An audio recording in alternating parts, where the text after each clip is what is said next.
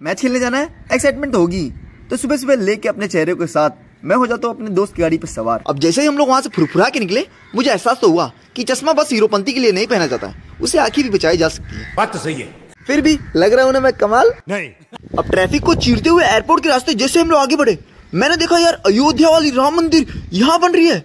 ऐसी मंदिर गोवा में पाकर हम तो धन्य हो जाएंगे प्रभु। देवा देवा देवा, मैं तो तेरे को हरामी समझता था, तो राम निकला रे, देव मानुस निकला। एक तो ये सुबह सुबह थका देने वाली ट्रैफिक जो बात बात पे रोक लेती है। अब बंदा तो मैच यहीं पे हार जाएगा। अब मैं इन भाई साहब की तरह सुपरमैन थोड़ी ना हूँ कि उड़ के चला जाऊंगा। और वैसे भी हम लोगों को ग्राउंड तक का रास्ता पता नहीं था, तो हम लोग ने गूगल मैप का सहारा ले लिया। अब हर बार गूगल मैप सही नहीं होता है, लेकिन इस बार गलत भी नहीं था और हम लोग को सही सलामत ग्राउंड तक तो पहुंचा ही दिया। और ग्राउंड पे पहुंचते ही मैंने एक लंबी सांस ली। It's a fragrance of cricket. और सीधा हम पिच तक चला है, जहां हमने देखा ग्राउंड साहब अभी भी इसे बेहतर बनाने में काफी मेहनत कर रहे थे। अब एक ओर से हमारे कप्तान साहब पिच रिपोर्ट ले रहे थे, तो वहीं दूसरी ओर से मैं उसी को लाइव टेलीकास्ट कर रहा था। अब ड्रेसिंग रूम में सब लोग तैयार होकर मैच की बातें कर रहे थे, लेकिन मैं तो अपना कंटेंट तलाश रहा था। भैया भैया, अब पता नहीं सब लोग मेरी वीडियोस में आने के लिए शर्माते क्यों हैं। शायद छोटा क्रिएटर हूं ना। साला ये दुख का खत्म नहीं होता बे। खैर हटाओ ये सब। और हमारी टीम ने अपना बैग उठाया और ओपोनेंट टीम से दूर होके किसी एकांत जगह पे चले आए। मगर क्यों? कुछ तो गड़बड़ है दया, कुछ तो और फिर टॉस हुआ और अपनी टीम बैटिंग कर रही थी। और फिर मैंने सबको कहा कि एक साथ सब लोग चीयर करेंगे। क्लैप। तालियों के फटकार के साथ मैच भी हो गया शुरू। A few moments later. और फिर लंच का समय भी हो गया। हम सब चले आए लंच करने, लेकिन जैसे मैं कैमरा इनकी तरफ करता हूँ, इन लोग के शब्द मेरे कानों में तीर से चुभती है। गाइस ये वो लड़का है जो मेरे को हमेशा डिमोटिवेट करता है, कह रहा है कि मैं तुझे अनफॉलो कर दूंगा।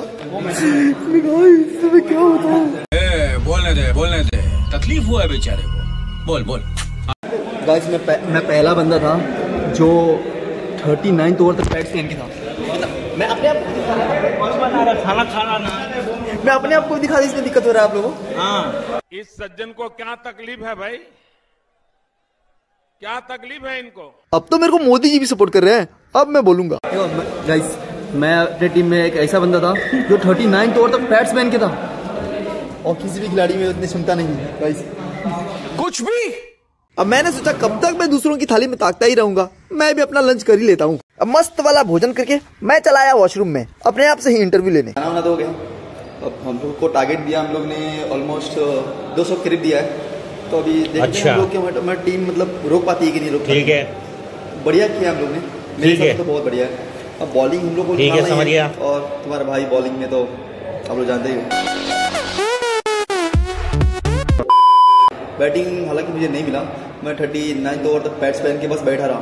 सर एक दूसरे को भेजते रहे, मुझे भेजा ही नहीं। कोई बात नहीं, होता रहता है। चलिए कोई बात नहीं, मैं बॉलिंग कोशिश करूंगा कि बहुत बढ़िया निकालूं। तो चलिए, मैं दुख बहुत हो रहा है, लेकिन वो दुख को अभी अपने अंदर समेट के हम लोग को अच्छा परफॉर्मेंस दिखाना है। ठीक है ना भाई?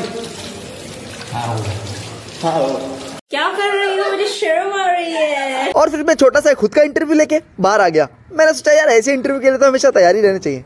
और फिर लंच के बाद अपना जूता उठाया और अपने टीम के पास चला आया, जहां हमने फील्डिंग के लिए प्रस्थान किया।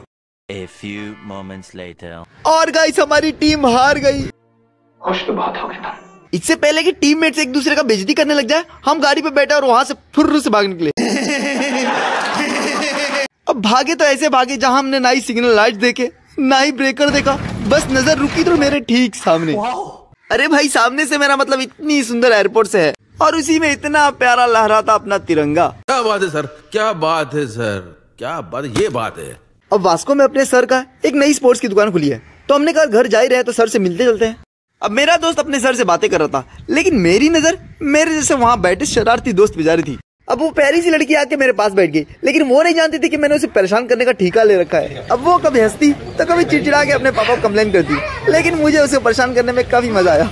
और फिर अपने सर को अलविदा कहके वहाँ से निकलते ही हमने लस्सी की एक घोट लगाई, जिसे पीते ही हमारा मन ठंडा आ गया। और फिर अपने दोस्त की गाड़ी पे वापस सवार होके हमने अपने घर की ओर प्रस्थान कर दिया। अब अंत में हमने एक शॉर्ट वीडियो भी अटैच किया है, खैर पसंद आया तो इसे भी देख लेना।